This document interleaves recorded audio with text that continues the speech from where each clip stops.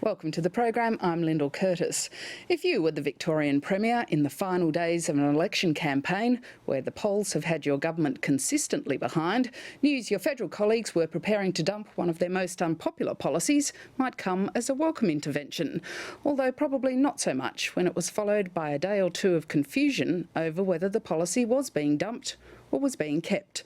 Alan Tudge is a parliamentary secretary to a Prime Minister and a Victorian Liberal MP. I spoke to him a short time ago.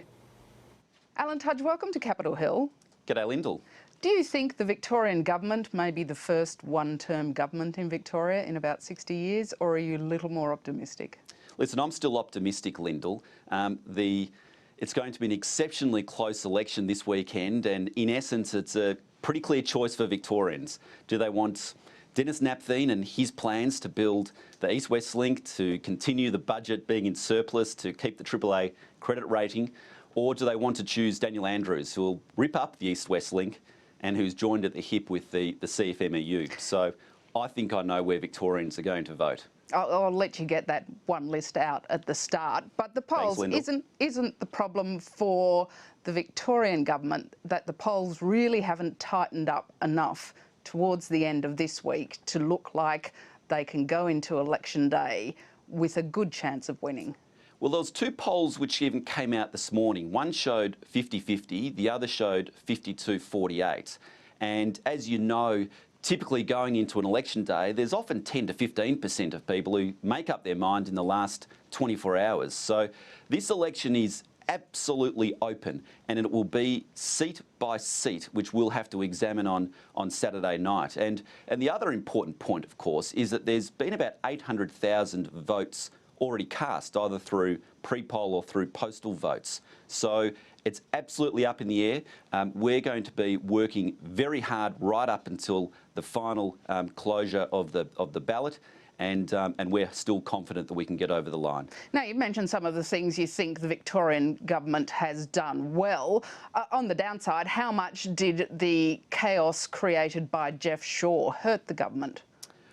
Listen, it never helps having, in essence, a hung parliament, which they've had to deal with. But at the same time, I mean, the Napthine government has got an impressive array of achievements, despite having a hung parliament. I mean, they've got the budget back under control. They've got an enormous infrastructure plan. They've put an additional 1,700 police on the ground. They've got over 900 police, what's called protective security officers, on train stations for the first time. So I'm going to interrupt that list for another question.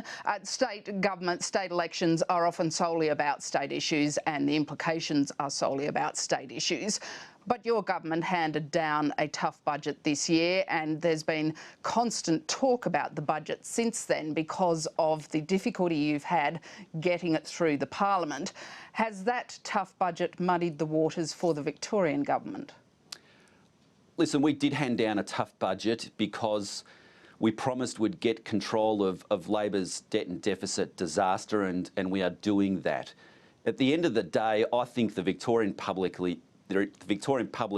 is clever enough to be able to separate out what are state issues and what are federal issues. And they know that this Saturday, when they vote, they are voting they have a choice between Dennis Napthine and his record and his plans, and Daniel Andrews and what his record is and what he will plan to do, including tearing up the East-West Link and destroying 7,000 jobs in the process. Although before the last federal election, Tony Abbott visited Victoria so many times, he said in interviews that Melbourne was like his second home.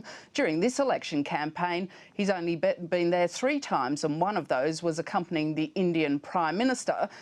Isn't that a signal that perhaps he's not as popular in Melbourne as he used to be? Well, as you said, Lyndal, he's still been down in Melbourne and in Victoria at least a few times during the campaign. Every single day in the federal parliament this week, he was answering questions and promoting the view that a vote for the state coalition is a vote for growth, building infrastructure, for an investment in a cardiac hospital. So he's been doing as much as he can, given that he's been in Canberra all week and still having set foot in Victoria a few times during the campaign as well. Although Julie Bishop's down there today, is she a better face for the government at the moment? She's a fantastic face for the government. She's doing an outstanding job, and she's out there campaigning with Dennis Napthine today in the seat of Bentley, which is a must-win seat for us, or a must-hold seat. And she, like the rest of our front bench, are doing what we can to ensure the re-election of the Napthine government. The end of this week in federal politics, though, has been marked by a degree of confusion over the future of the GP co-payment. You're a parliamentary secretary, a member of the front bench. Can you explain what is happening with the GP co-payment? Listen, we have a plan to introduce a GP co-payment in order to ensure that Medicare can be sustainable in the long term. Because at the moment it's forecast to grow from something like $10 billion to $20 billion in a relatively short amount of time.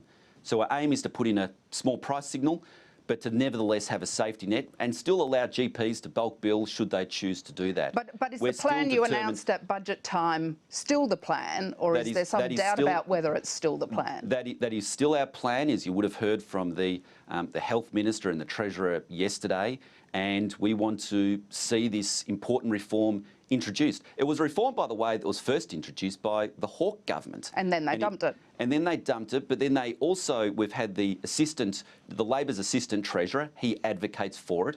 Labor introduced a co-payment for the PBS. And in essence, what we're arguing for is a similar co-payment for going to the doctor as you have for purchasing drugs. Alan Tudge, we'll have to leave it there. Thank you very much for your time. Thanks so much, Lyndal.